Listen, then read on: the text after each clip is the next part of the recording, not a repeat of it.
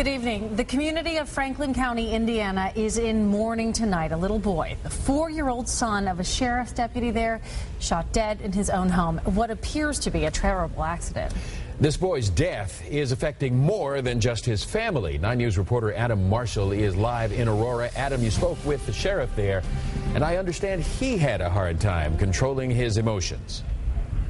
Yeah, Clyde and Tanya, as you said just moments ago, I spoke with the sheriff in Franklin County. It literally took 15 to 20 seconds of me walking through the door before his eyes welted up with tears, and he said, you know, we've got to make it through this, but this has brought us all to our knees. Franklin County Sheriff Kenneth Murphy is now trying to keep his department up and running while many of his deputies are grieving. According to Indiana State Police, it was around 4 yesterday afternoon when Franklin County Sheriff's Deputy Greg Melbauer was on his way to work. At his home in Batesville, his wife and daughter were upstairs working on homework. Melbauer's 4-year-old twin boys, Aiden and Mason, were in the basement of their home. That's when tragedy struck.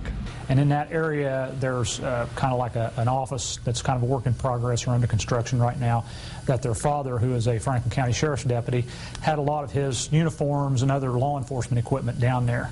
And apparently the boys, one of them or both of them, found a gun and was handling it, and it discharged, striking Aiden in the abdomen. Murphy says Melbauer heard the emergency call to his home while driving to work, quickly turned around, and while racing to his family, wrecked his patrol car. A citizen noticed Melbauer and drove him the rest of the way home in time for Melbauer to fly with his son to Children's Hospital, where he was pronounced dead.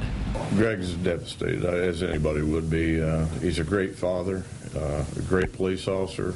Murphy says it's times like these when law enforcement proves it's one big family. It started off with Cincinnati Police Department and their chaplain meeting us at the hospital last night.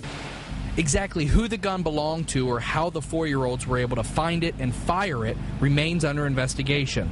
An investigation that has seasoned veterans trying to grasp how something like this could happen. You know, we deal with tragedy out here on the street and car accidents, and we see a lot of bad things, but this one hit home. I think my chief deputy said it best last night when we left Cincinnati. He said, looked at me and he said, I wish we could just rewind this one.